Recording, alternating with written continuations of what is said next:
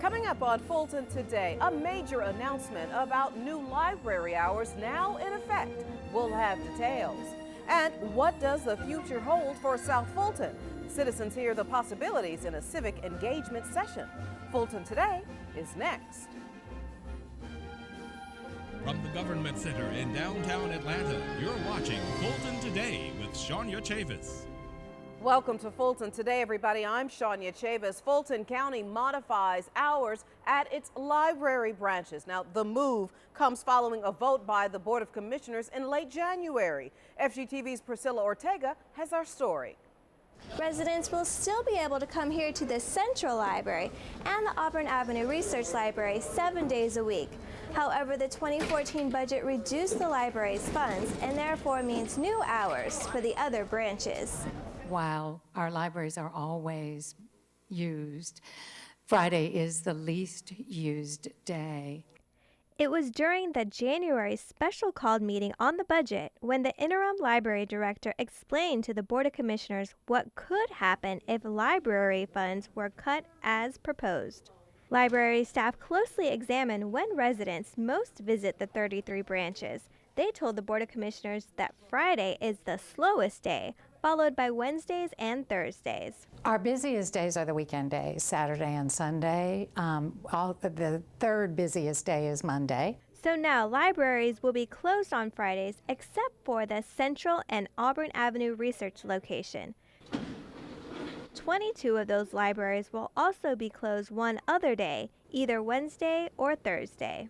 I love my libraries, but I just want us to understand that everybody's going to have to give a little bit, all right?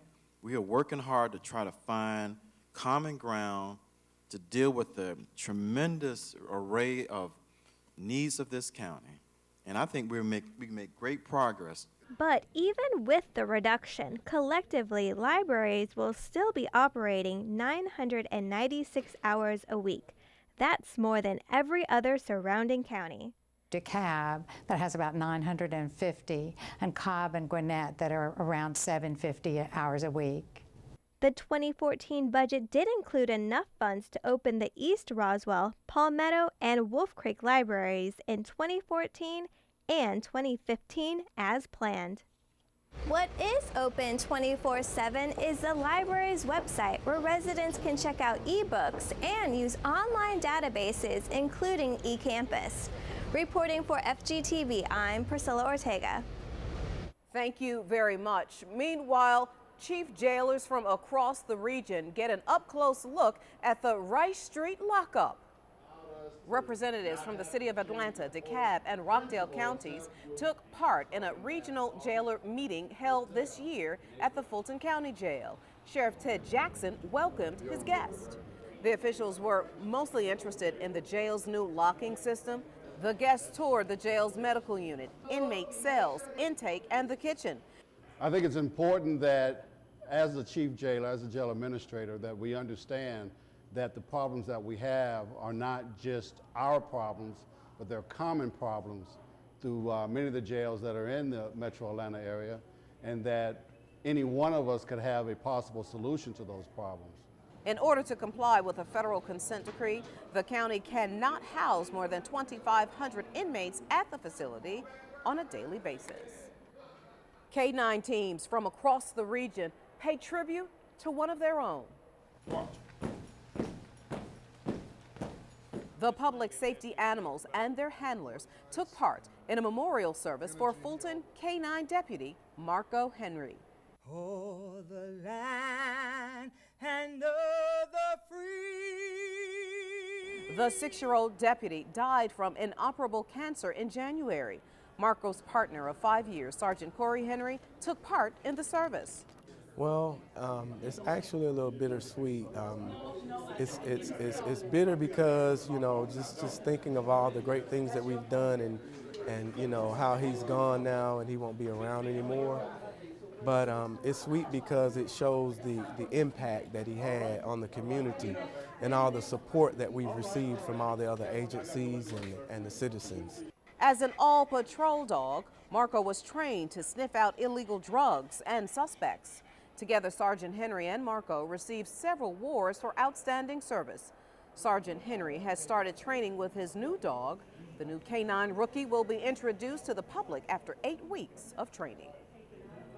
We wrap up the month of February with a love story. Well, in fact, a lot of love stories.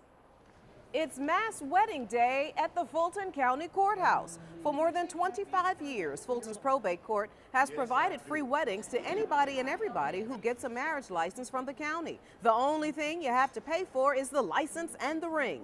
It's a pretty date. We were looking for the perfect date, and it just made sense. It's a pretty date. And tomorrow would be 2 years how we were dating.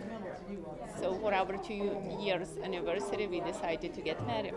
Now, there's not a lot of need for bridesmaids and flower girls. The only thing you need is to bring the love. And still to come, a county commissioner joins leaders from across the country to talk health. We'll have that story in our district by district coverage next.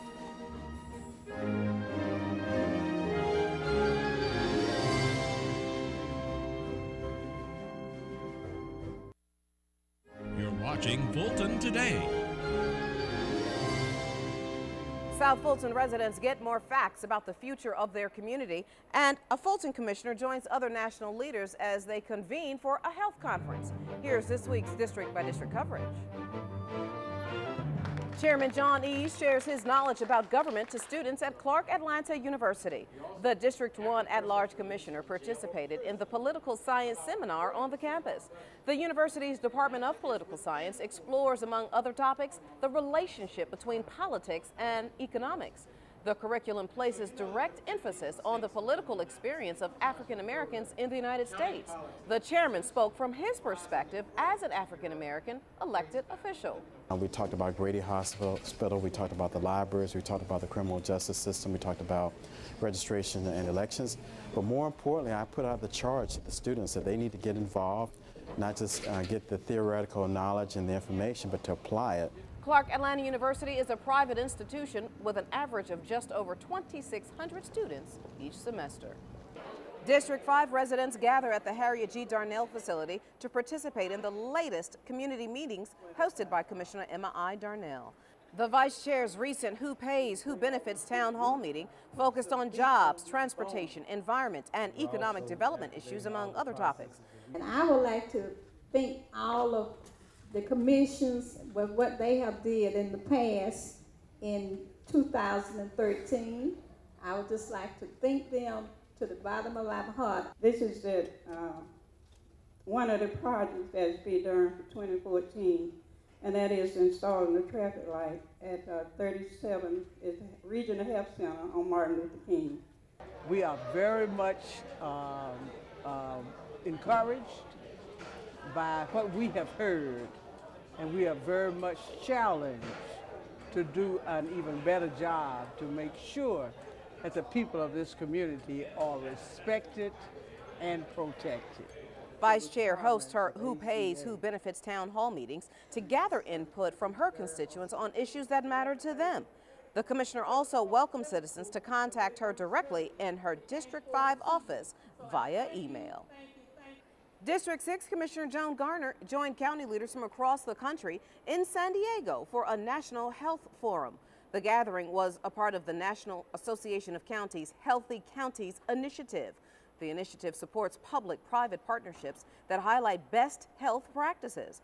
The leaders at the forum explored new opportunities to improve community and employee health in this era of national health reform. The forum basically provided examples of what colleagues and peers are doing across the country in working with private partnerships, sponsors, philanthropic community, vendors, retailers, working with counties to come up with programs that can benefit employees and citizens. Commissioner Garner serves as the chair and member for 2 NACO health committees. And finally, residents in District 7 get valuable information as they consider the pros and cons of cityhood. South Fulton Commissioner William Bill Edwards hosted his second civic engagement town hall meeting to give his constituents the facts on incorporation, annexation, and current legislation. House Bill 704 was introduced to state lawmakers during this year's General Assembly session. The bill gives South Fulton residents the chance to vote on if they want to become a city, if passed. This was a great meeting, great turnout. All of the speakers gave great information across the board. There were some things that I did not know, but there are also other questions that have been raised. I've gotten more involved in these meetings because it affects me in the sense that I can decide my destiny, and that is to decide whether I want to become an incorporated city or not. County staff presented residents with the facts about the status of South Fulton County. Residents would vote on cityhood in May if the bill passes at the Capitol. And if the referendum passes to create the city, residents would vote on their leadership in November. South Fulton is the last unincorporated area in the county.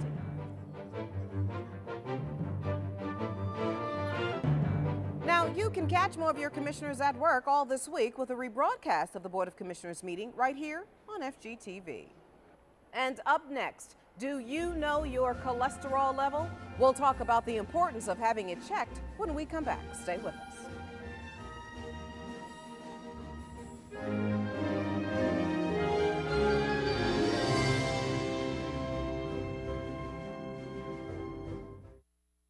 You're watching Fulton Today. Portions of the following segment are part of the Fulton County Common Ground Initiative. Common Ground, the county's comprehensive solution to the problem of health disparities in the community. Do you know that most people do not have any signs of having high cholesterol? Well, that is why health professionals say it is so important to get it checked. FGTV's Lynn Vaughn has our story. High cholesterol can lead to a heart attack or stroke, so Medical Director Dr. Matthew McKenna says you need to make sure your level is under control. The current guidelines, which actually just came out about 3 months ago, recommend that every adult starting at age 21 should be screened for cholesterol. And then, depending on the results, about every 5 years after that. Dr. McKenna says people 45 years and older need to get their cholesterol checked every year or two. You need to find out about your good cholesterol, which helps keep the arteries from clogging up, and your bad cholesterol, which causes blockages in your arteries. They act independently. They're both important, and they're both important to measure when you see your doctor and get screened. Your total cholesterol number is not the only concern doctors have. They also want to know your overall risk. Doctors now have computer software available to them that can tell you what your risk of a heart attack or stroke is, and then adjust medication or any treatment based on those numbers. Dr. McKenna says good old-fashioned healthy habits like physical activity every day, a good diet, and maintaining a proper body weight should keep you from having to take medication. Reporting for FGTV, I'm Lynn Vaughn. Well, going to a free yoga class is one way residents are helping to reduce their risk of heart disease. Some local library branches have an hour-long class once a week for yoga enthusiasts of all levels. Those who want to participate are asked to check with their physicians to make sure the class is suitable for them and to bring their own mat. According to the Mayo Clinic, yoga can help reduce stress, improve your balance, help with high blood pressure, depression, and insomnia. It makes us feel good. So I think that's the most beneficial thing, making us feel good, knowing that our bodies can actually breathe and stretch out into positions that we didn't think they could.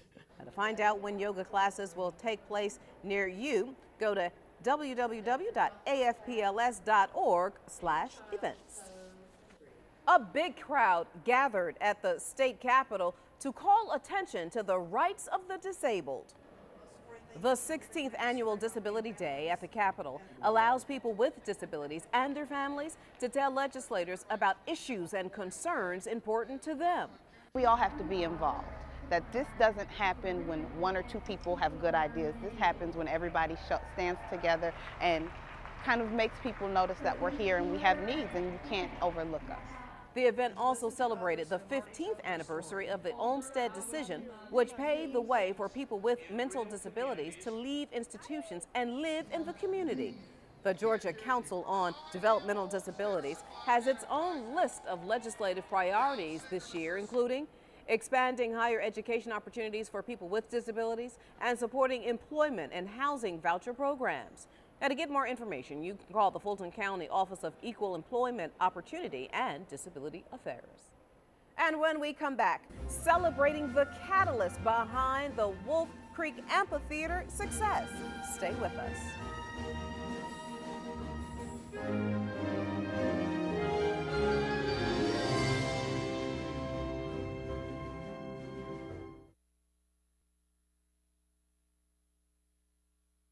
You're watching Fulton Today.